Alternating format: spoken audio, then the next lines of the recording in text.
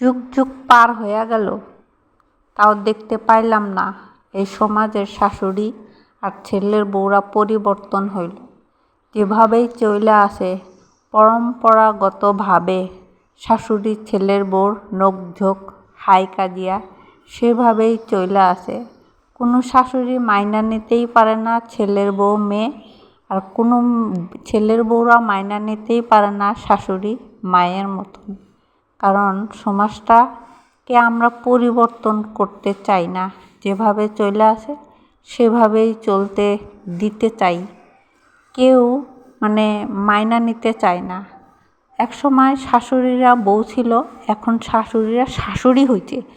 ওদের হাতে পাওয়ার আসছে যে আমরা শাশুড়ি হয়েছি, ছেলের বউ আনছি, না জানিবান কোন মিনিস্টার হয়েছে এটা ভাবে। আর এক সময় ছেলের বউগোর সাথে যখন সেই অধিকারটা যায়, সেই পাওয়ারটা যায়, তখন ছেলের বউরা ফির শুরু করে শাশুড়ির উপরে সেম অত্যাচারটা। শাশুড়ি যেভাবে ছেলের বউকে অত্যাচার করছে, যখন ছেলের বউর হাতে পাওয়ারটা আসে, অধিকারটা আসে, তখন ছেলের বউরা শুরু করে এই শাশুড়ির উপরে সেম ব্যবহারটা। তাই আমরা কিভাবে সমাজটাকে পরিবর্তন করব? কেউ কেউ নত হইতে চাও না, কেউ কেউ মাইনা নিতে চায় না। সবাই সবার স্থানে ঠিক ঠিক থাকতে চায়। তাহলে কিভাবে আমাদের এই সমাজটা নতুন সমাজ রূপে পরিবর্তন হবে? হবে না, কোনো দিনও হবে না।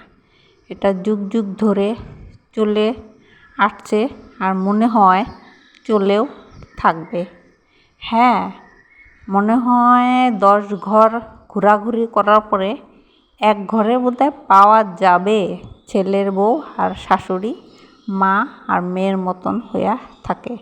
সবার সাথে কথা বলতে বলতে আমার চিকেন দো পেঁয়াজি রান্না হয়ে গেল। কেমন লাগলো আমার চিকেন দো পেঁয়াজি কমেন্টে জানাবেন, আর আমার কথাগুলো কেমন লাগলো কমেন্টে জানাবেন। ভিডিওটা ভালো লাগলে শেয়ার করবেন।